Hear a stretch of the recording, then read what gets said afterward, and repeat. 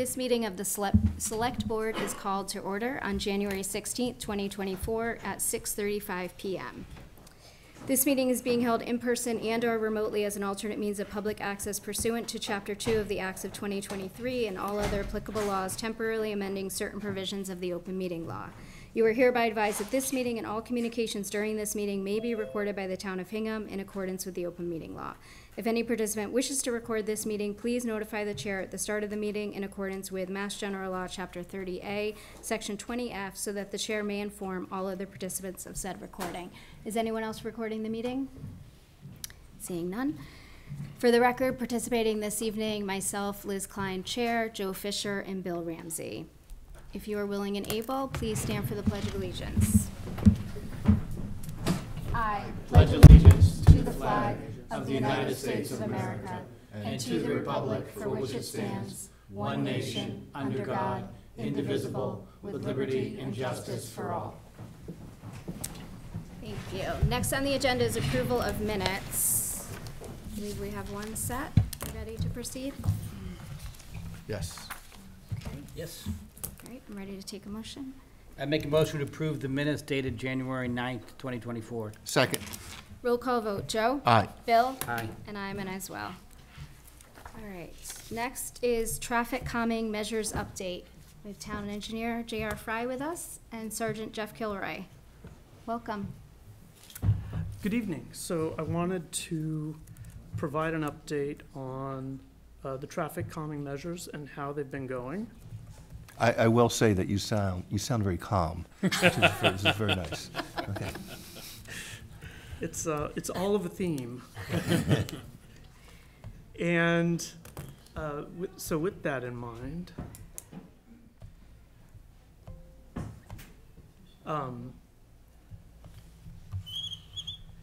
the town is continuing its efforts towards traffic calming in the downtown business district.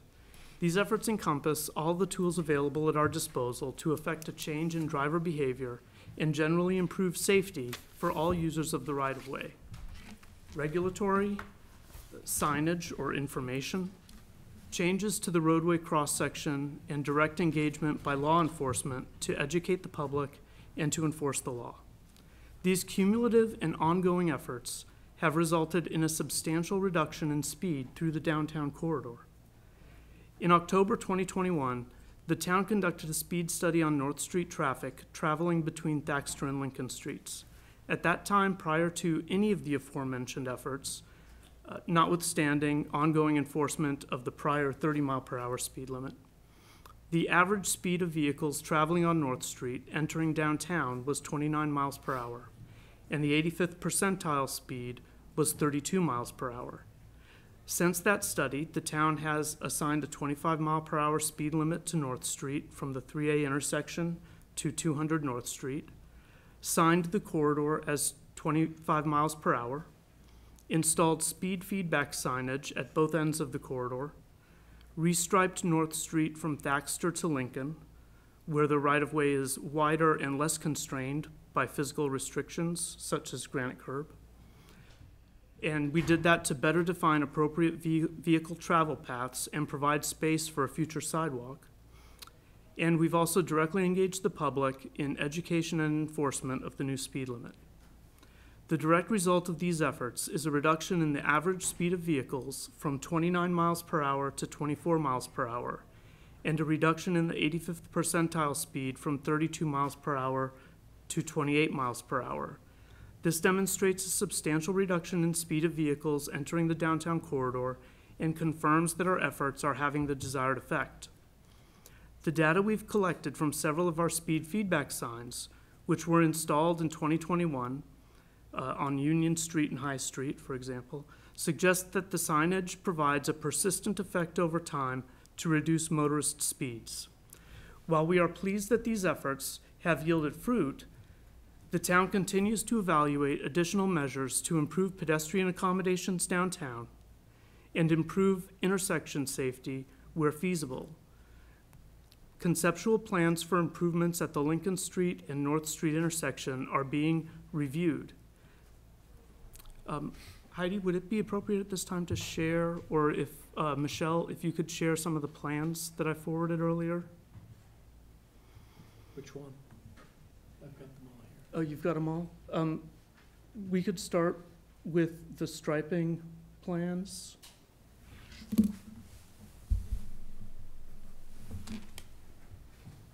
this it? That's it. So if you were to zoom in on a portion of the street there, you'll see that, yeah, you'll see that there's a blue underlying line that was shadowed out, and so you can see that there's a slight difference in the location of the center line. If you continue down to the next two sheets, it becomes more apparent. And if you go to the last one, you can see along the north side of that corridor where we have the intention of installing additional sidewalk, but we've striped it for now so that drivers will begin to get the feel as though they're already constrained by that future infrastructure. So what number north is that at? I'm trying to figure out, I'm trying to get oriented to the diagram. That is opposite, I don't know what the top one is, but it would be right around 175. Okay, got it. And it's just before the Lincoln Street intersection. Okay. Lincoln Street and intersection being to the right, obviously. Yes, Okay, got it. precisely. Yep. Now, if you go to the concept plans, either one is fine, yeah. Start here. So conceptually, we are looking at additional layout changes for vehicles at the intersection of Lincoln Street and North Street. And if you pan down just a bit more, so it's a little clearer as to what the intersection layout will look like. What you'll identify is that we've constrained what is currently kind of a slipstream movement from North Street onto Lincoln Street if you're going from the west to the north. And we're forcing vehicles to make a proper right-hand turn. In doing so, we're extending out the embankment in front of the church, and it's going to make it a little bit easier for us, as well as for pedestrians generally, to meet ADA compliance grades along there, because we're adding extra length while maintaining that elevation difference. So the slopes are a little bit easier. This is just one of a couple concepts that are being evaluated, where we're going to be providing a much safer intersection, significant additional pedestrian accommodations, so that people can feel comfortable moving freely around downtown, and it will also serve to calm traffic by providing that friction, that vehicle friction, from having elements on both sides of the road.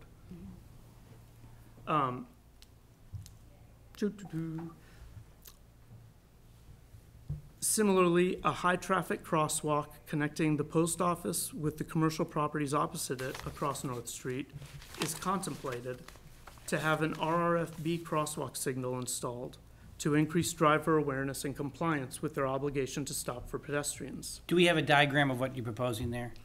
I What- don't okay, have all right, one sorry. handy. Okay, No, it isn't. okay. But this is the same type of installation that we've installed up and down 228, as well as Got at the, notably, one of those on 228 is in front of East Elementary School, and another one is in front of Plymouth River Elementary School. So we had originally intended to install one at that location under the original grant project, but due to constraints with time and concerns about what we would uncover during the installation, we elected to go to an easier installation location for that project. What we hope to do is provide a formal recommendation in the very near future from the traffic committee to the select board for precisely what we would intend to do at that crosswalk location. So the traffic committee has reviewed the data and supports maintaining the current signage and enforcement efforts while continuing to collect data.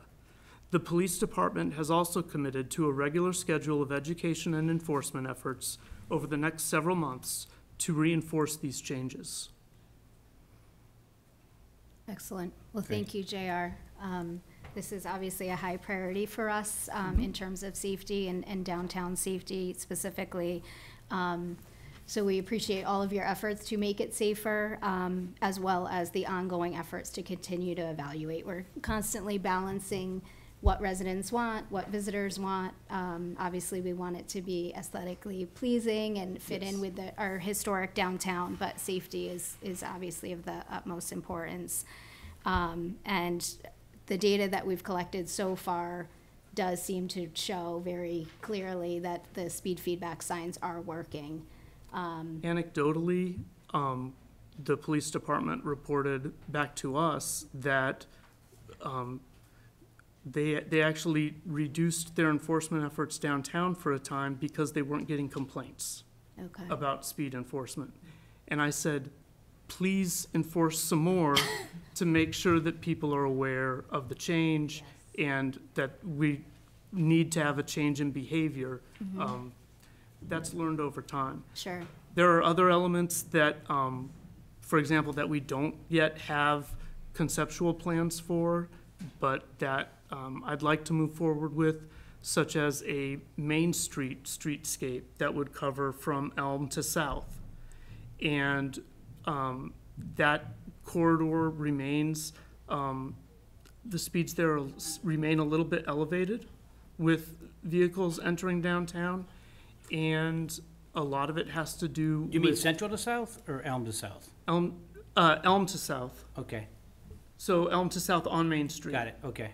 And and a lot of it has to do with the breadth of that opening, along with coming down the hill and not having a lot of restriction or friction in their travel path. And so that Main Street entrance to downtown is another one where it would be very appropriate to implement some type of a streetscape. It would also give us a great opportunity to improve ADA compliance along all those storefronts and get all the sidewalks fixed appropriately and maintained appropriately. Okay. So are the next steps for the traffic committee to work on a kind of an overarching plan of the whole downtown area, including what you were showing us with Lincoln and North, and then Main, Elm to South, and then, of course, the crosswalk in front of the post office we've been talking about, too? That is something that we could begin to implement. I'd like to do something like that where we're talking about a larger plan. I'd like to do that in coordination with Emily Wentworth in the planning office. Great. Okay, excellent. Sergeant Kilroy, did you want to add anything?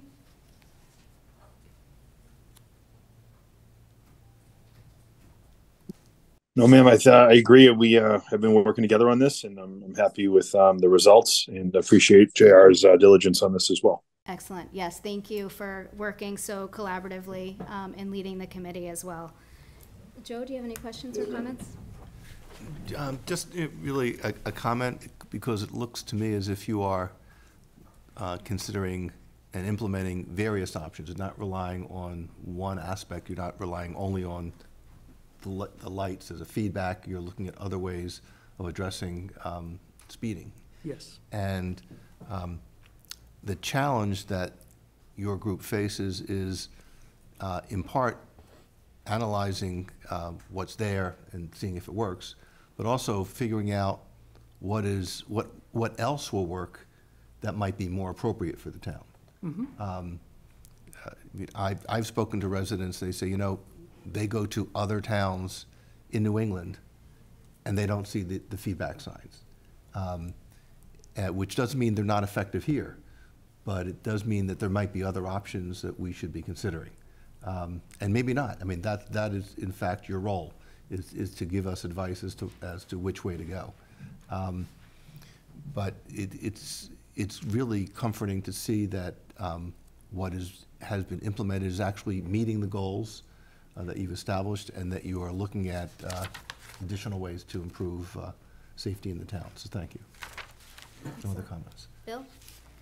So first of all, I want to thank you and Sergeant Kilroy for all of your efforts here. I know how much time you put into this, and I know how much you're always thinking about traffic safety and trying to improve things. So thank you, JR, and thank you, Jeff, for that. I think that the information on the speed feedback signs is excellent. I mean, it's exactly what we wanted to do. We wanted to reduce speed. Speed reduction in the downtown corridor of 4 to 5 miles an hour is a significant improvement. Significant improvement. And when the hundreds of residents that have contacted us about the need for these, I'm just very happy that we took that bold step and we did put those signs in place. So that is fantastic news. If you could bring up the diagram about some of the recommendations that you have, and I like them. Just want to ask you a couple more questions about them. Sure.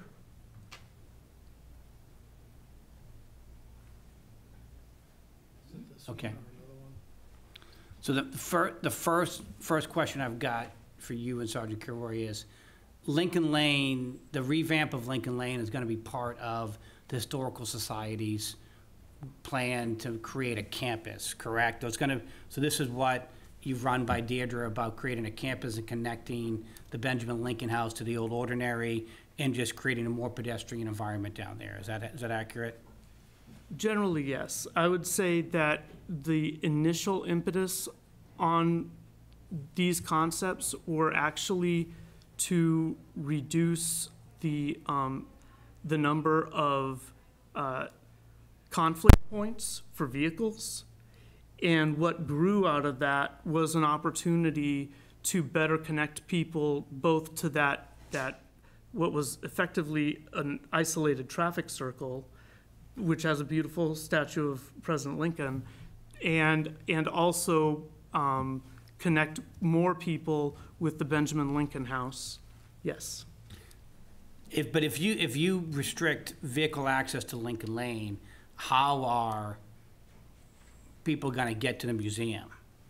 So I mean, if you can't get vehicles down Lincoln Lane, how are you going to get people in there to get close to the building, number one, and to accommodate people with disabilities?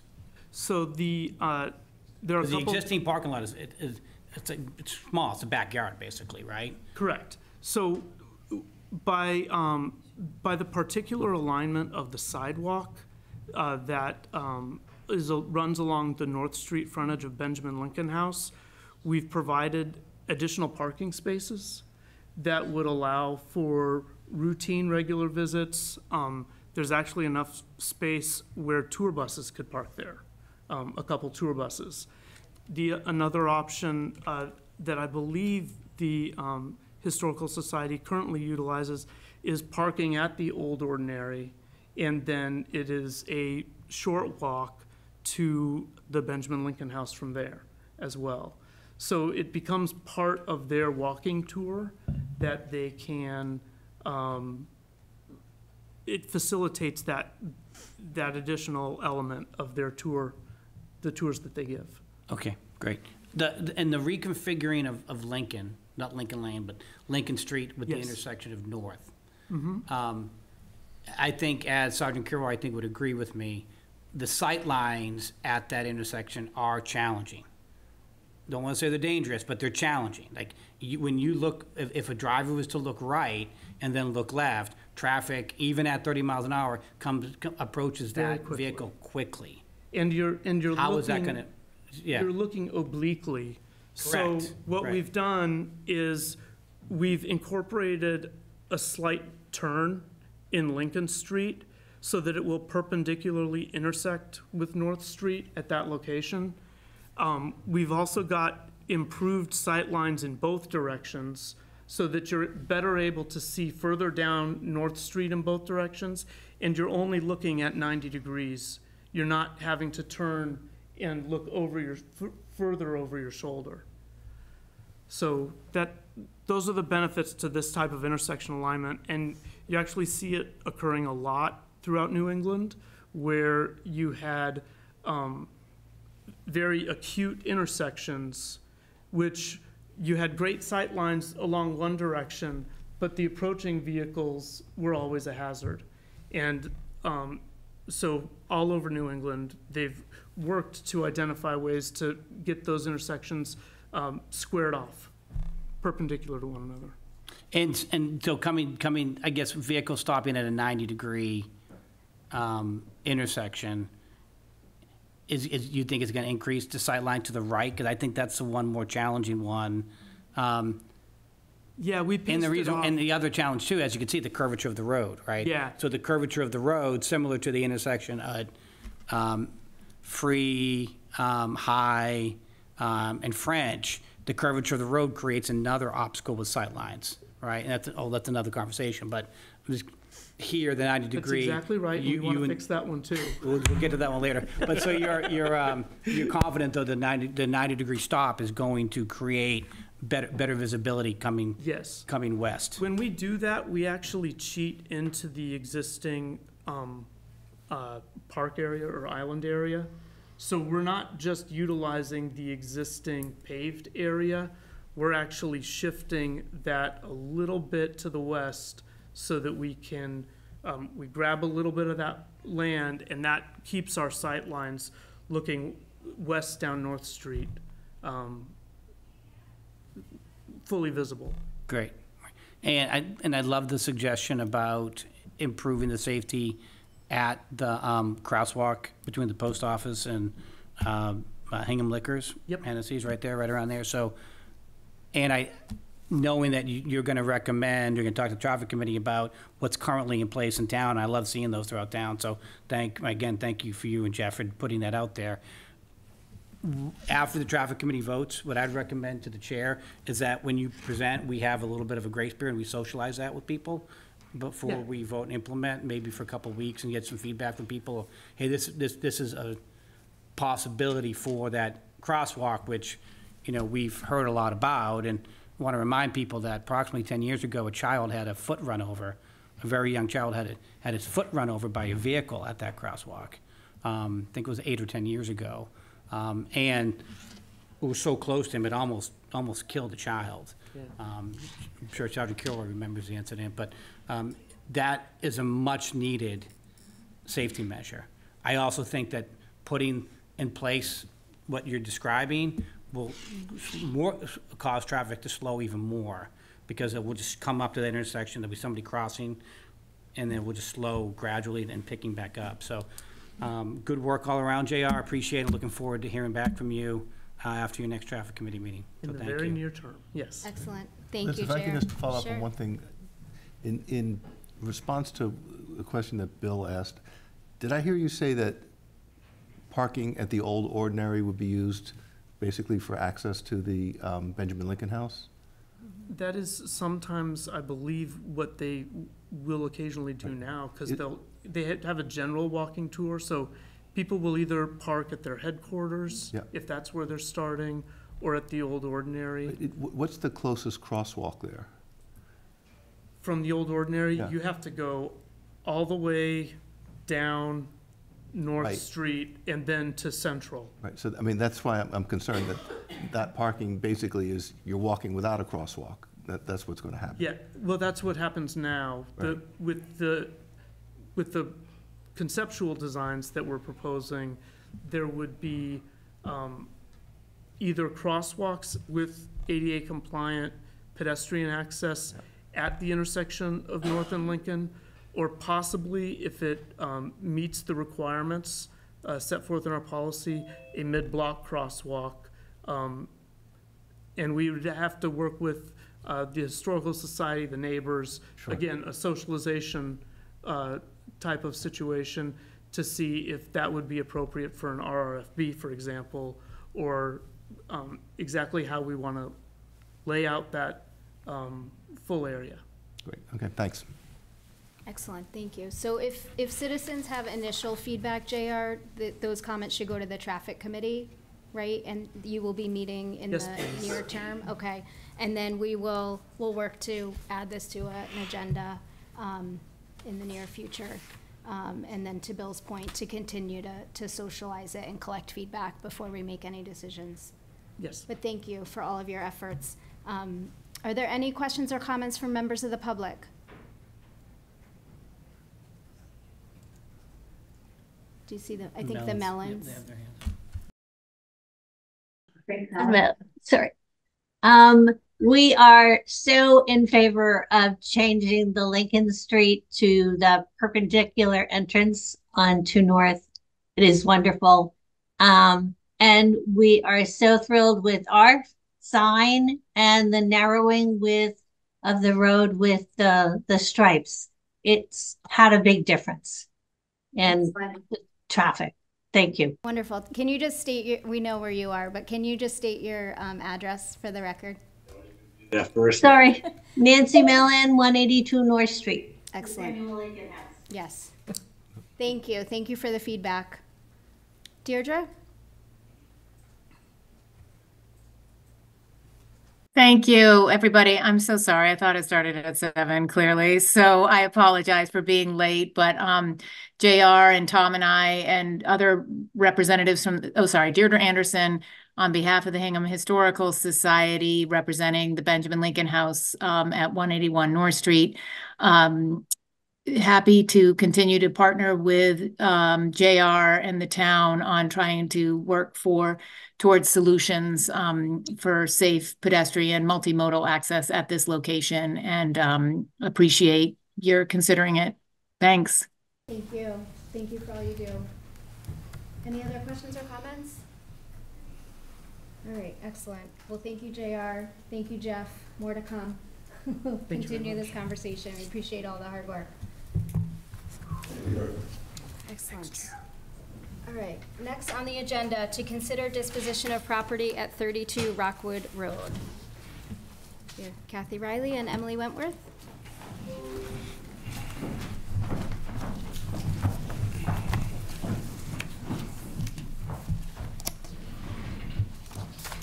Hello, good evening. We haven't exactly scripted, but I might suggest I'll give you a little bit of background, and then Kathy can walk you through the nuts and bolts of a process that we've been through. Great.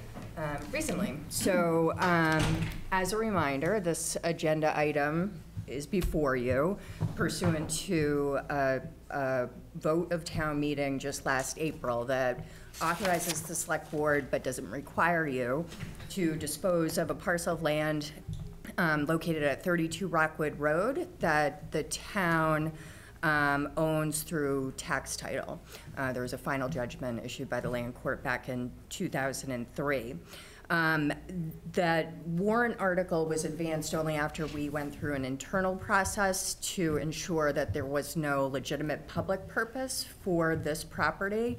It turned out that the soils are not adequate to support, a standalone housing unit for affordable housing purposes. The Conservation Commission was not interested in it.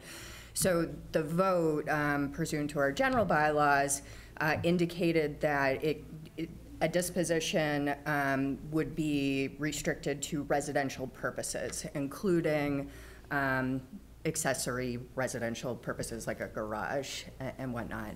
So the town did recently issue an RFP. We received one response. It is from a direct abutter that intends to improve his existing single-family home through an addition that would in part use this property next door. And then I'll turn it over to Kathy. So that's about it. We got one bidder, and it was the neighbor. The bid price was $15,000, and we're recommending that you approve it. and then we'll go through a purchase and sale process and closing, et cetera. Right, so just to reiterate, so this went through our normal RFP process. It was widely advertised, did. people could bid.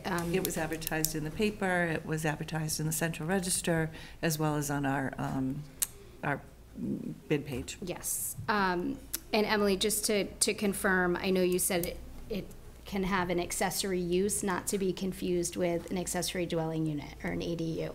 Yeah, well, that's correct, though in theory, that an accessory dwelling unit could potentially also be allowed. Okay. If the property owner were to seek a special permit from the zoning board.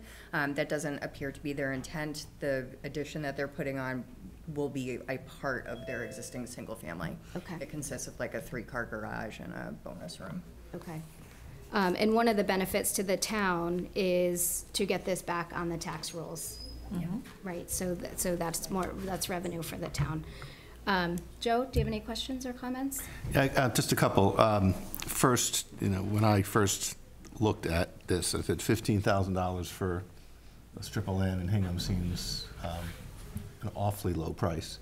My understanding is that legally the town could not recoup more than the amount of the taxes that were owed, which was what, 30? Just around $35,000. Around $35,000. So the maximum bid from the town's perspective would have been $35,000. This is $15,000. So that helped me put this in perspective. My understanding, Emily, is that if the neighbor purchases the property, the two properties would merge as for zoning purposes? Yeah, and that is in part, while both properties are conforming with respect to area, they each have deficient frontage, so they would merge pursuant to the merger doctrine.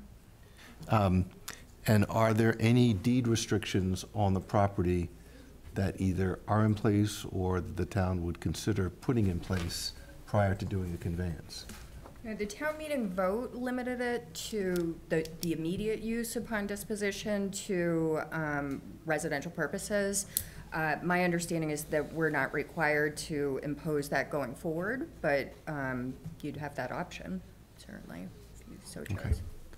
Okay. And when would you anticipate, assuming everything moves forward, that the closing would occur? Is there a timeline in the piece? In the purchase and sale, it says it'll register the deed February 23rd, 2024 at Plymouth County Registry of Deeds. Got it. No other questions? Thank you. Bill? I have no questions. Familiar with the parcel, and looks like we only got the one bid, so. Yep. Prepared to vote when you're ready. Okay, any questions or comments from members of the public? Okay, I'm prepared to move forward as well. Ready to take a motion? I move to award 2024 RFP 038 to Michael, is it Satlow? Satow, I'm sorry, Satow, in accordance with all the terms and conditions of said RFP and the buyer's response to said RFP pursuant to Article 14 of the 2023 Town of Hingham Annual Town Meeting, and to authorize the chair to execute a purchase and sale agreement, deed, and all other documents necessary to complete the sale of said property. Second. Roll call vote. Joe? Aye. Bill? Aye. And I'm an aye as well. Passes unanimously. Thank you. Nice to get this done after it was approved at town meeting, so thank you. So Emily, I have a question that I might need you for, so I'm going to skip around on the agenda here. I'm just going to skip to submit select board sponsored warrant articles for 2024 annual town meeting, the potential sale of 8 Short Street. Do you want to kick it off, Tom? Sure. So Thank you. the town has owned, and Art can present this, but the town has owned this property for a long time, centuries likely. It hasn't been used for municipal purposes for quite some time now, probably 10 plus years would be my guess, if not more. It's been under a lease for a private organization to operate out of there since I've been here, the 8 years that I've been here. We held on to it in large part because we weren't sure if there was going to be a municipal use kind of come up. There's been a lot of conversations, a lot of discussion. The reality is the site itself is pretty tight. There's not a lot that we could do there. And our thoughts internally were that it was probably better to realize the value of it than to continue to hold it and lease it and likely never end up using it again for municipal purposes. So we're recommending this article, which would allow the town to dispose of the property, but also, I think importantly, ask or require that any buyer place a preservation restriction on the property so that the property can't be raised and rebuilt on site, and that we would hold on to the historic asset. So we're in the process of getting an appraisal. That's in its draft stages still, so we're working that out. But that will help us, that will inform us to what I think that the way I would want to use that is that would inform a floor of any bids that might occur. But again, I don't have the figures yet. We're still working the details out on that appraisal. Right, excellent, okay, thank you. So, and just as a reminder, the vote tonight is to submit this article into the warrant, and we'll wait till we have more information to say what our recommended action is. But thank you for bringing this up. This is certainly in line with one of our goals of looking at municipal-owned properties and what the value might be as we're exploring all revenue options right now. So thank you for bringing this forward. And Liz, just to add on that you just brought that up, this was a recommendation of the Sustainable Budgeting Task Force to look at this property and others like it. So yes, exactly, right, yeah. Exactly. So Emily, my question for you was, could you just explain what this property is zoned for, just so people understand that? Sure. So it's located in the Business A zoning district, similar to other properties in that area and the downtown. A lot of the uses you see right there, those are permitted by right under the zoning bylaw. So there's a gas station, there's particular retailers, banks, the dry cleaner. We also allow certain wholesale uses, including their showrooms, which in some ways is how the property is being used presently. Those are by right uses by special permit. We do allow restaurant uses, as well as commercial residential buildings, so that's a mixed use building. Okay, excellent. Joe, do you have any questions? Yeah, I noticed it directly abuts the Hingham Center Cemetery. This property also, if it was acquired by the cemetery, could that be merged into the cemetery? That's a good question. That's in a different zoning district, that's but why let me double check, because we had something similar happen downtown. I think a cemetery is a permitted use within most of our districts. No, but not in Business A. So, no, it could not, absent a zoning change or a use variance, couldn't be incorporated into, it couldn't be used for cemetery purposes. Got it. Okay, Thank you. good question. Bill? Could you just explain the ins and outs of the preservation restriction? How that works? Yeah, so my understanding is that this would be a perpetual restriction, so it would be something that is monitored by the town, as well as the state, the Massachusetts Historical Commission, so that any property owner would have to notice those agencies anytime they were going to be making changes that are, otherwise enforced through the preservation restriction. Generally, those are exterior changes, not always. And then there would be a process whereby those agencies would have the ability to say, yes, this is appropriate, or no, this is not appropriate. But in general, they restrict, demolition, significant exterior changes. It can be as granular as looking at, hardscaping, landscaping, improvements down the road. Great, thank you. Excellent. And the preservation restriction, was that a recommendation? Has that been approved or reviewed by Andrea or? She's aware. Can you speak to that? Andrea Young, our preservation lead here in town, she's not only aware, but she's actively encouraged the town to place a preservation restriction on it. Okay, excellent. Thank you for confirming that. Just so I'm clear, in the commercial world, a preservation restriction would reduce the amount of funds that someone would be likely to expend on the property. Preliminarily, because of the restriction. in our preliminary investigation through the appraisal process, it appears that it will depress the value that we would realize for the property, but on the other hand, we preserve the historic asset and control the development in the center. Right, but I think that's the conversation we want to have, you know, over the next couple of weeks, is to understand that restriction and the property value. Any other questions or comments, Bill? None. Okay, any questions or comments from members of the public? Come on up.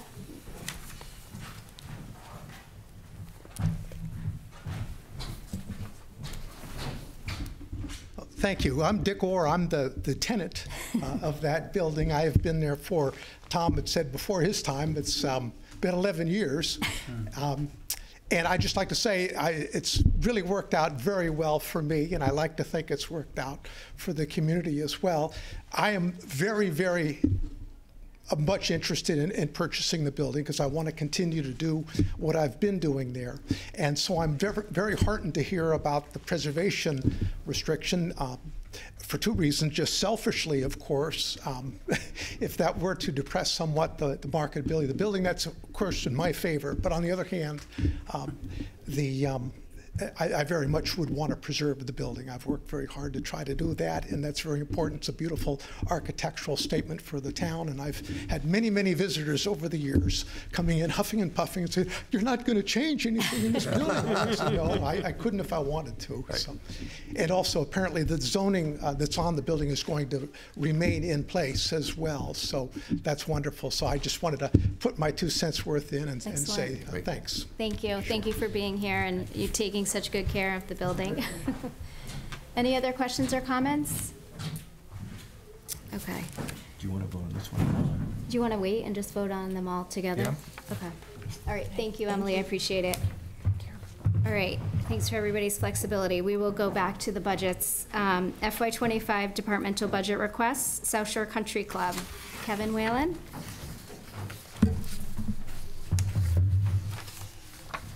Good evening, everyone. Hi, how are you? We're doing well, thank you. As you all know, and thank you for having me. I'm kind of excited to, as we turn the page, and the big part of this budget process is implementation of the facilities assessment and the master plan that we have done over the last several years. Kevin, do you mind just introducing yourself to people that might not know who you are? I'm sorry. I'm Kevin Whalen, the Executive Director at South Shore Country Club. Perfect. Thank you. So, I think the Country Club Management Committee and myself have been working over the last several years to develop, the master plan for the Country Club, and part of that was the development of a facility assessment, redoing a facility assessment that was completed in 2004 to kind of do an assessment of all the condition of the buildings on the property. And then we also, with our architect that designed the maintenance building, we have developed a master plan for the Country Club. This budget incorporates both the facilities assessment and the things that need to get done around the campus at the Country Club, and also kind of a future as far as we look into the future for the master plan. The budget that I have from an operational standpoint is one that is pretty much level funded with one exception. We have added additional money to the grounds crew. But as everyone knows, I mean, we have the Country Club has an 18-hole golf course along with other recreational assets, the bowling alley. We do a lot of lessons, private lessons. We do a lot of camps with the rec, which brings in a significant amount of revenue for the Country Club. Our revenues are mainly about 85% are from the golf course. We do lease out the restaurant and the function space to a vendor, so that brings in some revenue as well. The bowling alley brings in It's been climbing significantly since COVID. We've almost getting back, and we'll probably surpass where we were prior to COVID this year, which is good news. We have a great schedule with the leagues. We've got every night full now from Monday through Friday with leagues, so that is something that has really rebounded in this fiscal year. The Country Club Management Committee also looking as an eye to the future and having a wait list of almost 600 people at this point. We did go up on our rates 5% this year, and that is across the board, including 5% on the permit holders as well. That's going to drive revenue up to approximately about $2.4 million, which is about, probably about a 7 or 8% increase from where we were last year. We try to offer everything to the company. We do a lot of tournaments to drive revenue as well. We try to provide a high experience for a municipal golf course, and I think we succeed at doing that. I think, our competition really is more like private courses, like Granite Links. I know I almost said Black Rock. They die at that, right? No, but I think I think we're. I think it is. Yeah, but and obviously we're a course that was it's an old school design from 1922, so it's a championship level course, and it's in great condition. We had obviously with the weather last year it was. We didn't even have to irrigate, but generally speaking, it's, the course is in great condition, and a grounds crew of Jake Silver and our professional staff of Chris Riley and Mike Libby do a great job of kind of servicing the permit holders and all the people that visit the country club. But we always have an event from Mass Golf Association. They always do an event, whether it's a qualifier at the country club. I think we're taking a year off next year, but from pretty much it's just something that's sought after. They always sought after to have an event here at the country club. So, looking forward. If you can go to the next slide. You can see the organizational chart. We have, the golf professionals, Chris Riley, and then golf superintendent is Jake Silver. And then we have, just in the office, Kate Cannon. And then we have the bowling alley as well, the bowling alley mechanic, and I have part-time staff there. The bulk of my, go to the next slide, please. Yeah, as I stated, we're going to be implementing the facility assessment, replacement of the function hall. Back function hall wall needs to be replaced. It's, we've had someone look at it, and it just needs to be all taken apart and kind of reworked. It's the structural engineer said that it was sound, but it just needs to be reworked. And it is the wall that overlooks the 18th green on the back side of the upstairs. So we're looking with the current situation with the vendor of the restaurant. We're probably looking to do a January, February construction schedule of next year, to do it kind of during their slow period. They'd still be able to, I believe, use the lower function space during that period of time, but we would look at doing the construction at that point in time. Okay. All right.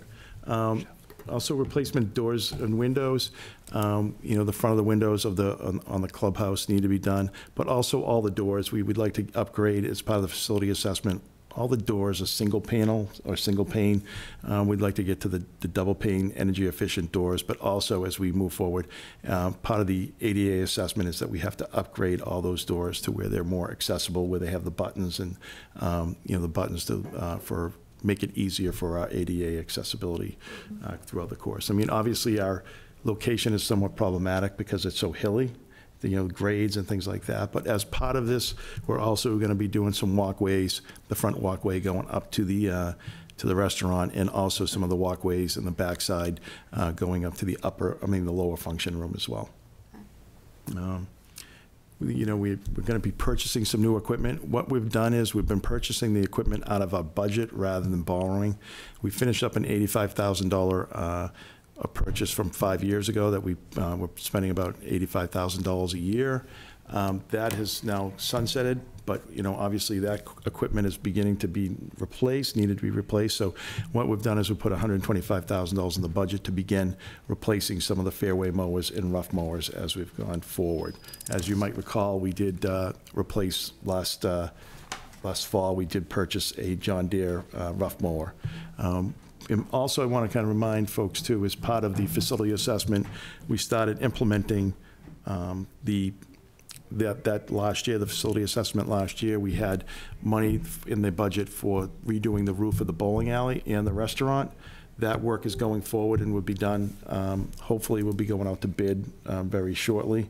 And we also are going to be doing the HVAC work in the locker rooms in hallway, which the air conditioning has not worked now for a year and a half or so. So we really need to kind of get on that. So we're looking at getting that probably from the engineers soon as well. So we'll be able to go out on both of those projects as well.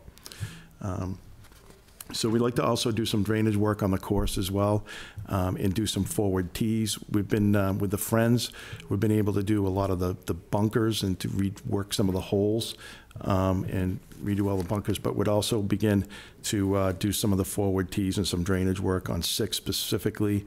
There is a drainage situation when it really pours. That's where the hill is on New Bridge Street, and where everyone sleds. When it rains really hard, all the water puddles down there. And then in the summertime, when you get the hot weather with rain, and if it puddles, what happens is it burns out the grass. So we'd like to get some drainage work done there to kind of clarify that issue. And one of the things that's kind of interesting is golf has kind of changed. We have almost 30 people, probably like 27, 28 members that are now over 80. Wow. And yeah, exactly. And, so one of the things that's happened is a lot of them are beginning to use the forward tees. And so, when most of the forward tees are pretty small, because generally speaking, they were designated as the ladies' tees. And what's happened is that, obviously they've gotten a lot more wear and tear than that they were designed for. So we're going to be, working to come up with a plan to, implement some, making them larger, making them more accessible, and even maybe bring in some other tees even more forward, so we can kind of accommodate, the people that are playing the game. I mean, it's great that, when I first got here, I think we had 2 people that were over 80, and now we have close to 30. So it's something that's, good, and we'll be including that in, some of the work that we do out on the course. We can go to the next slide.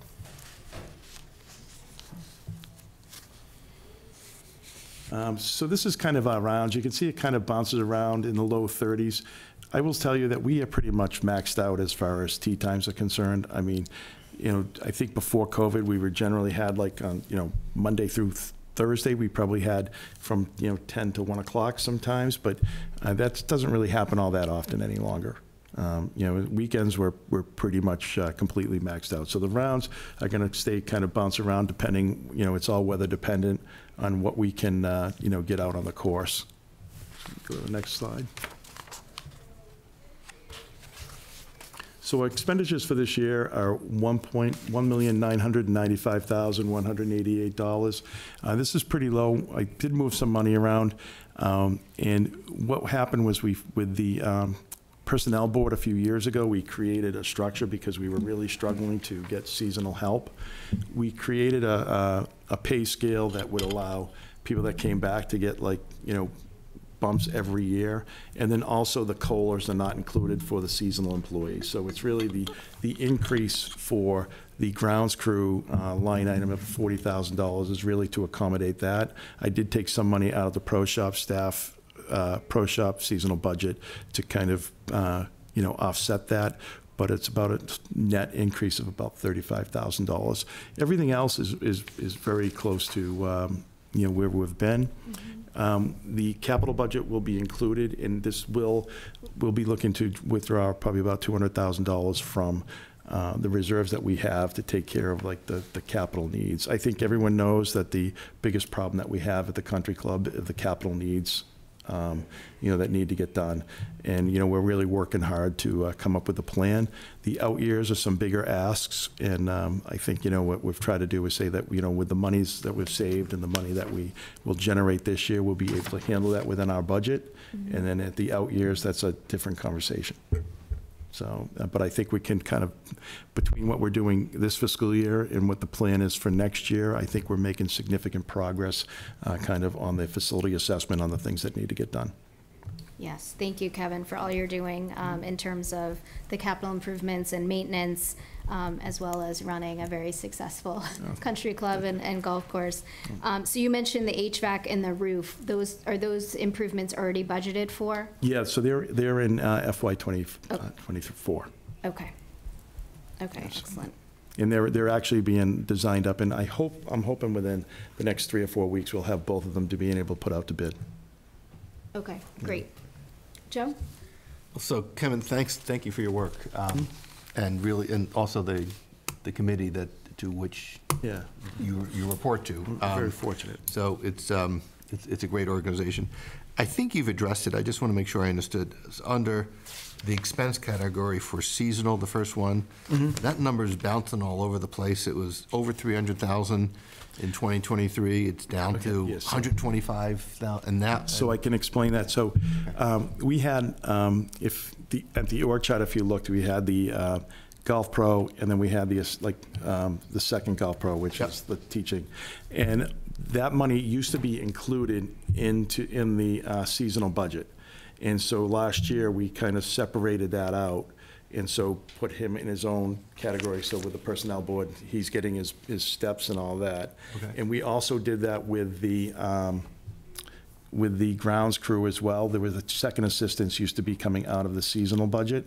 So that as well was done the same way. So those 2 second assistants that we have on the grounds crew have their own line item.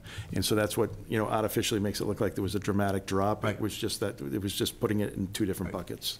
But now we're seeing from 24 to 25 a $50,000 increase. Yeah, and that, like I said, I think, one of the things I've kind of struggled with, since we've kind of put that out, it's, I've been running a little short on that. We're really able to get staff in the summertime, which is, prior was a struggle. Yep. So last year and this year that, we've been doing pretty well recruiting and getting help for the grounds crew. And part of that is, so that's when we've been able to kind of fill all the spots that we had, which we really weren't able to do previously. And then the second thing is that, the step increases, when we set up the personnel, Yep. They're getting step increases, and they're also getting, even though they're seasonal, they get like an additional $1 an hour. So if they come back, they can start at $17.25 and then go up to $21.25. And that was an incentive to retain some of the folks. And so they're also getting COLAs as well with that. So that's why it's just to try to, all those reasons, just trying to, accommodate that and to make sure that we have enough funding for the year. On the revenue side, do you have even a ballpark idea of the percent of revenues coming from town residents versus folks coming from out of town? It's probably 60-40.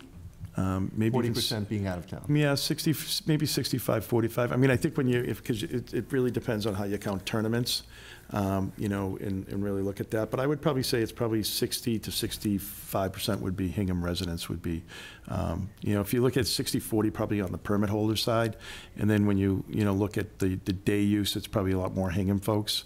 And then the tournaments, we do have a lot of town tournaments, but we probably have a majority would be out-of-town tournaments. And just one final question. Can you give us an update on the status of the restaurant there? So the restaurant, we're actually going to, we're anticipating Tina, who is one of the potential assignee. She had some questions, so I'm going to sit down with her tomorrow with the members of our Country Club Management Committee and go over some of the items that I think we need to see her address in her response or her business plan. So she's going to present a business plan. I think at that point, once that happens, we'll have a subcommittee look at that and then bring that to the Country Club Management Committee, and then we'll bring it to you at that point in time. Great. Okay. Thank you. Yep, you're welcome. No other questions? Excellent. Bill? When does Frank and Elio's contract expire, at least expire? December 31st of 2024. Oh, 24, okay, great. So we have some time, and I know we're working on an RFP just in case the assignment is not successful. Excellent. Okay. Well, I mean, you're doing a great job, Kevin. Really appreciate your hard work, and your plan to address capital needs is a good one, so thank you for that. Thank you. Appreciate it. Excellent. Thank you. Thank you. Thanks all. Have a good evening. You too. All right, next is the building department.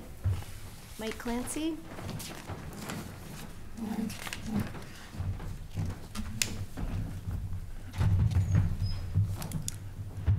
Good evening. Hi, How are you tonight? Good, how are you? I'm sorry I missed your other meeting. I was sick. Oh, of course. We go to the Building Department, first page. The mission. The Building Department, Building and Inspectional Services Department falls under the Massachusetts Department of Public Safety. We do enforce 14 international codes. Each year I keep going through that, but I think I'll skip that for you. We are anticipating the 10th edition of the State Building Code. That's going to be out in July. It's been a long time coming, but we really need to have it changed because most of the states are on the 2021 International Building Code, and we're still on the International Building Code 15. So we're really behind the times. Building officials are on call 24/7. The organizational chart, we have 6 full-time people and 6 part-time inspectors. Go to page 6. Benchmark. The building fees we collected in 2023 were $1,269,550. That included building, sheet metal, certificate of inspections, final cost affidavits, certificate of use and occupancies, plumbing, gas, and electrical. We brought in $135,083. Total permits to date were 3,025. Total inspections for building, sheet metal, electrical, plumbing, gas, zoning complaints, 5,092. You can see the chart that was put in there. I did not make the chart. I believe it was Michelle. The key incentives for projects we have under construction here now is the 2 storage buildings up off of 73 Abington Street are well on their way. Linden Ponds is well on its way to adding a 2-story memory care unit. The new Foster School has come out of the ground, the foundation, and they're erecting structural steel and walls and things. To date, we've done 84 inspections on the foundation alone. Wow. And we've got a lot more to go. As far as the Hingham Shipyard, we continue to renovate spaces down there. 105 North Street, the residential and commercial buildings are well on their way to completion. We received, they have received some certificate of occupancies. As you know, several more homes throughout the town have been raised and rebuilt over the years. And the new public safety building on Lincoln Street is well on its way with installation of structural steel and footings and foundations. As far as the expenditures, what this budget would be this year for F25 would be $294,793 for an increase of around $8,541. I believe that's just COLAs and things like that. There isn't anything that's added to the, it's a level funded budget. There is some graphs in here that Michelle had made up in a pie chart. It was on page 7. If you wanted to go to page 8, it's as far as if you went down the department head, do you want me to read the no, okay. You don't need to read through. Yeah. Okay. We might have questions. Yeah. Some of the, there is actually 3 people out of the building department that gets paid some of their salary out of the revolving accounts. And then, as far as expenses, there was no change in expenses for this coming year. And if there's any questions, I can answer for you. Have the number of permits gone up, gone down, stayed the same? We did 1,250 this year. Okay. We're usually always around $1,250 to $1,400. Okay. But it goes up and down. We have some of the projects, for instance, 319 Lincoln Street. When that project came in, I kept it at one major building permit for the entire project. Then I had individual permits for each unit, because if there was 150 units, and you had asked the following year, how come the permits went down 150? Because, so that's why I keep it as that. But we're always steady between 1,200 and 1,400 permits a year. Okay. Those really don't change. Okay, good. And are you satisfied with the fee structure? Has that been working? The fee structure is adequate. The plumbing, electrical, and gas, we did raise the fees on that. Right. Last year, the 29th of this month, they'll come online with the new fees and the new permit software. As far as I did a comparison, we haven't raised the fees on building, but if we did, if we went from $10 a thousand, this is for residential, to $12 a thousand, the percentage on 11 homes, it would be an increase of about 20% on the building fees, but we did not do that yet. Okay. As far as the electrical, plumbing, and gas fees on 11 homes, it would go up about 25%, and that will be implemented on the 29th of the month. Okay. Liz, do you mind if I just jump in real quick? Sure. So, and we'll bring this more to you guys when we come to talk about the building revolving fund, and to seek favorable action vote, or not from you all.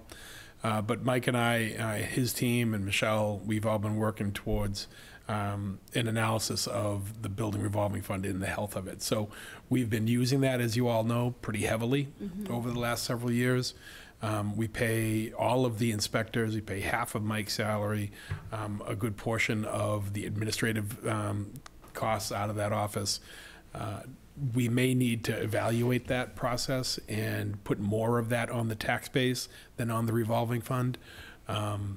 Certainly the plumbing, gas, and electrical permit hike certainly helps that fund, but a change in the building fees might help more. And we have to evaluate that. We need a lot of work, right? We've got to understand that I don't want to be an outlier. So we got to understand what everybody else is doing and how that's all working, and how peer communities and the like. So so we're not 100% sure what we're going to bring to you in a few weeks when we get to you, but I just wanted you all to know that that's a big part of the conversation. And one other note on that is a lot of the inspection work that Mike and his team have been doing is for municipal projects, right? So all of those fees get waived because there's no sense paying ourselves to do a thing that we do. So that fee suffers as a result, or the fund suffers as a result. So there's some forces working against us here, but Mike is all over it, and we've been working closely to try to come up with the best plan. And when I present my budget with you all, and then when we talk about this, that'll all be solved and incorporated. Okay, excellent. Thank you. Just what Tom said, for instance, the public safety building in the school alone, the fees for those two projects would be $2,359,000. That we did not collect. You should get credit for that. I mean, you're still going to do the inspections and things, but of course, the accounts are going to go down. Yeah, no doubt about it. Good perspective, and that takes a lot of your time as well. Well, thank you. Joe? So, Mike, thank you. As you know, I've worked with you before on various projects, and it's always a pleasure to see the incredible work that you do. So thank you. Just following up on something that Tom said, I had down at my questions I was going to ask. How do our permit fees compare to our neighboring communities? Do you know? We are a little bit low on the building fees. As far as plumbing, electrical, and gas, we're about even with the 12 surrounding towns. But actually, a plumbing inspector that still runs his own business from another town came in, and they said that our fees are a little bit low already. Some towns are doing it every 3 years, and we haven't done ours for 12 years. Right. Okay, on something certain, that we'll keep in mind. That's right. And then just looking at the budget numbers, it's difficult, for me at least, to assess these numbers because these aren't the numbers. This is the net numbers netted out. This is only what the town is bearing, it's not the full salary, so. No, it's not. Right, so I think the next presentation, we need to have actually what the actual expenses are, and then we'll understand the impact on the fund. Sure, we can So, break it out yeah, like that. That'd be great. Absolutely. But thank you for everything. You're welcome. Bill? Just two quick questions, Mike. You said at the beginning of your presentation that the building code was changing, that the state building code? Correct. Yes. Okay. The so- Mass State Building Code. So when you say next, so it's another adaptation of the existing code? I think you said Correct. So you said it's version 11? It's 10, 10, okay, got it. the 10th edition of the Massachusetts Building Code. 10th edition. And the fee increases for electrical, plumbing, and gas, is that what we approved at town meeting last year? Yes, So that's what's right. taking it so long to implement? Because we had to adjust the permit software to mimic what we have for permits and what we issue for permits for different fees, for different, a kitchen sink or a bathroom, depending. We tried to streamline them for like a single-family home. We started with a flat fee of, I'm just using for a house that's 2,500 square feet. It was $250, a flat fee for plumbing and electrical for that. Then we went to a 3,500 square feet house, and that went up to $350, a flat fee. Before it was running around $175 for the same permit. And is this the fee to inspect, or the fee when the homeowner comes to you and says, this is what I'm doing with the? That's the permit fee for the work. Not the inspection, the inspection No, fees? the are going up. inspections are free, no matter how many inspections we have to do. Great, excellent. Well, I know the Foster project is challenging, I mean, topographically, and you're doing a great job keeping everybody safe there, so thank you for that. And very much appreciate your fairness, the way you approach your job is wonderful, and thank you for all you do for us, Mike, thank you. You're welcome. Excellent. Thank you, Mike. All right, next on the agenda, we will finish up our select board sponsored warrant articles for the 2024 annual town meeting. Transfer from capital project cost and debt service stabilization fund. I think Michelle will take this one. Okay. Sure. Hi, Michelle. So this is the stabilization fund that we created at the special town meeting in November 2022. And the primary purpose was to set aside some funds from unassigned fund balance to offset the tax impact of our two big building projects right now, the new elementary school and the public safety facility.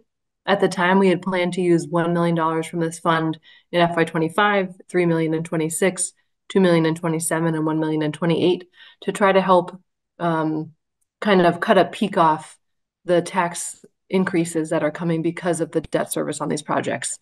We're still intending to use $1 million this year, but we'll know a little bit more and can run some projections for you once we complete the bond and band sale over the next few weeks about what the exact numbers will be for 25. Okay, excellent. So again, we'll update this with the real numbers before we actually vote on what the recommended action is.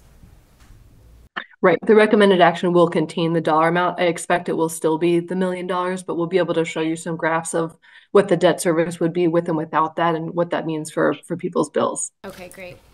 Great. Bill, any questions? No, this is just submittal, right? We're gonna vote on Yes. these later, okay. No questions. No questions. Okay. All right, excellent. Use of capital stabilization fund. So this is the capital stabilization fund that was created last year. We feed this fund with proceeds from our auction. So the concept is to turn old, unused surplus equipment into money to purchase new equipment going forward. So there's about $28,000 or so in this account now. That's what we would anticipate being able to utilize for the repairs, improvements, and other capital expenditures needed over at the new purchase on the harbor of 30 Summer Street. So it'll help us get that, there's a little bit of roof work that's necessary, a little bit of interior contractor work, new flooring, stuff like that. Maybe some ADA accessibility issues. We can help make that facility as ADA accessible as possible. So it's those types of relatively small projects. So that $28,000 will help us get that project or that building ready to use for whatever purpose we all settle on down the road. Okay, and this will be updated with the actual dollar amount, correct? Yes, As yeah, we move when we forward? bring it to you for favorable action vote. Okay, great. Any questions? No. Questions? None. Okay. Okay, we did Short Street. Cell tower lease at DPW site. Sure, I'll take that one and hopefully keep it brief. That article includes two components. First, authorize but not require the select board to lease a portion of the DPW site, 25 Bear Cove Park Drive, here in Hingham, for the purpose of locating a cell tower, subject to applicable zoning and permitting requirements. The second part of this article proposes to dedicate all rent collected from a lease to, and designate those lease payments to our capital stabilization fund. So there are two basic advantages or advancing town goals, one of which is to improve cell service, and the second is to create a funding stream to support our pressing town capital needs. This is really follow-up to our cell service update that we had last week. And I don't want to repeat a lot of what I shared at that time, but to get to a lease, I just wanted to be clear that the town would first conduct a competitive procurement to identify a vendor that can provide best value to the town, which is in part financial, but also in part defined in terms of improving cell service to the community, things we'd be looking for. And through an RFP process, we'd identify that party and then enter into a lease arrangement with that party, through which a multi-year lease would facilitate a vendor investment to build something at the site, a cell service monopole, which would result in no cost to the town, and support not just the cell service provided by one vendor, ideally other vendors, as well as supporting the needs of our town, our DPW, our emergency services, et cetera. And as I said before, or last week, to move forward, we would look for passage of a proposed zoning amendment to enable wireless services infrastructure, specifically to allow by special permit cell towers in the official open space district. Excellent. Any questions? Yes, what would you expect the rent to be from the cell tower? Any idea? In the broad conversations we've had with potential cell tower constructors, if you will, somewhere in the area of 40 to 50,000 on an annual basis. So there isn't a lot of cash benefit relative to the service improvement benefit that the town would expect. Bill? I'm going to hold my questions until we have to vote on the article, but thank you. Okay, excellent. Thank you, Art. Okay, authorization to borrow for a fire engine. Wait, do you want me to take that one? Sure. So the chief, the deputy's here if need Yes. him. The chief is over talking AdCom. I'll take a stab at it, Lou. And if they have questions for you, you're available. We heard from Chief Murphy the other night that these large capital equipment like these trucks, the lead time is years. We used to, tried and true process, we know we need a truck the next year. We ask for it the year prior and get the authorization to borrow. We buy the truck and it's in place when we need it. That's just not the reality there anymore. So it's a 3+ year lead time. So while I don't think there's an urgent need for a truck next year, there is within a couple of years. So we have to get out in front of it just to make sure that we're prepared. How'd I do? Perfect. Questions? Is it for a Quint, or what? Fire. It's an engine. It's an engine, okay. Yeah. Questions, comments? Again, no question. This makes sense in terms of long-term planning. Yes. Okay. All right. Thank you. Easy one.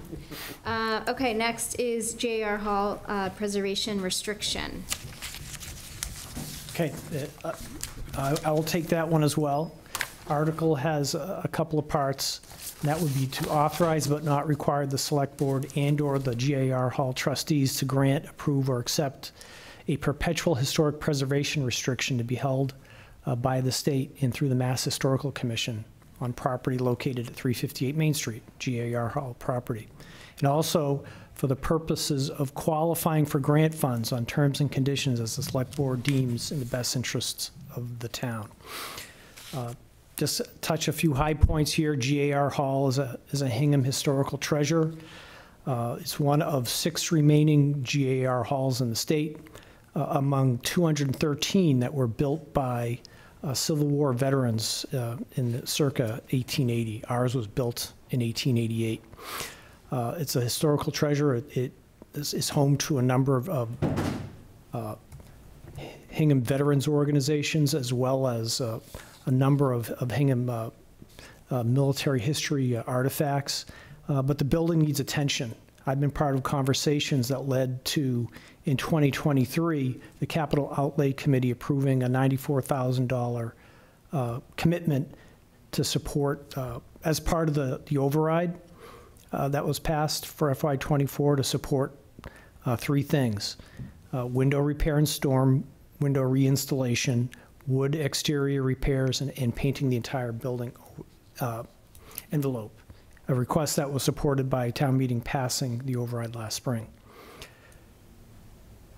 The grant opportunity before us is through the State Mass Historic Commission, specifically the Mass Preservation Projects Fund.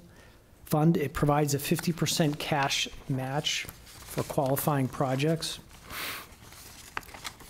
It has, the grant opportunity has several categories, include, in ours would qualify under one of 3, considered a development project under the program terms.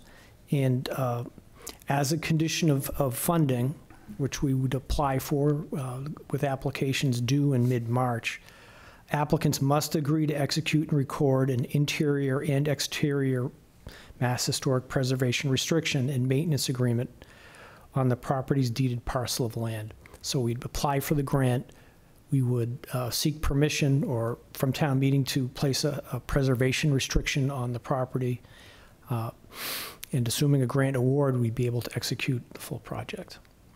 Okay, so we'll apply for the grant this March? Correct. Before town meeting, okay. Yes. Okay, any questions or comments?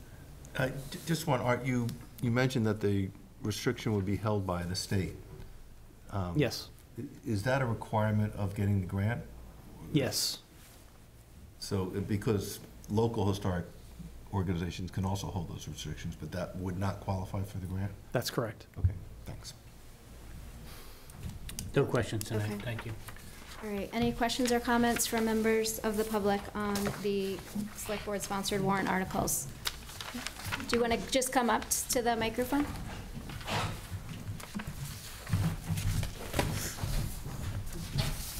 This is a question now from a town resident, 156 Shipyard Drive, Dick Orr. I'm just wondering, why is it that the town meeting then has to approve a historic preservation restriction? Why does it have to go before the town? Well, I don't have the specifics of that. I didn't know. I think I can say that it's a state requirement. Oh, it is. I think any disposition of Right. town property needs to go through a town meeting. Excellent, thank you. Okay. All right, I'm ready to take a motion. I make a motion to submit the following warrant articles for the 2024 annual town meeting. Article R, transfer from capital project costs to debt service stabilization fund. Article T, use of capital stabilization fund. Article X, potential sale of 8 Short Street. Article Y, cell tower lease at DPW site.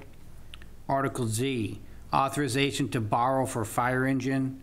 And Article CC, GAR Hall preservation restriction. Second. Roll call vote. Joe? Aye. Bill? Aye. And I'm an aye as well. Passes unanimously. Excellent, thank you, everybody. Okay, next on the agenda is appointments and/or reappointments. For a list of talent bank applicants and board and committee vacancies, please visit hingham-ma.gov/SB. Do you have any appointments? I'll make the first one. I'll make a motion to appoint Joanna Chemalinsky to the Bear Cove Park Committee to fill an unexpired term ending June 30th, 2026. Second. Roll call vote. Joe? Aye. Bill? Aye. And I'm an aye as well. So the next one, I want to make sure I've got the right list here. So I would move to appoint, I believe it's Robin Briggs, Paul Callahan, Patrick Kirk, and Michelle Prager to the 4th of July Parade Committee for a term ending December 31, 2024. Second. Roll call vote. Joe? Aye. Bill? Aye. And I'm an aye as well. I'd make a motion to reappoint the following members to the 4th of July Parade Committee for a term ending December 31st, 2024. Jason Kane, Mary Ellen Carlisle, Monica Conahan, DeWitt DeLauder, George Ford, Tom Hoffman, William Keough, Casey McDermott, Erin McGordy, Leon Marion, and Louis O'Day. Second. Roll call vote. Joe? Aye. Bill? Aye. And I'm an aye as well. Excellent. Thank you to all the volunteers. Next on the agenda is public comment. Are there any members of the public that would like to make a comment?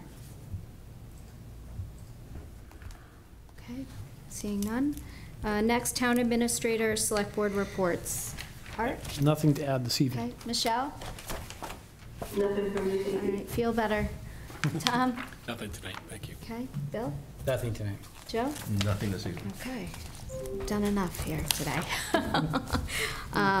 If there's nothing else, I'll take a motion to adjourn. I move we adjourn. Second. Roll call vote. Joe? Aye. Bill? Aye. And I'm an aye as well. We are adjourned at 8:01 PM. Thank you.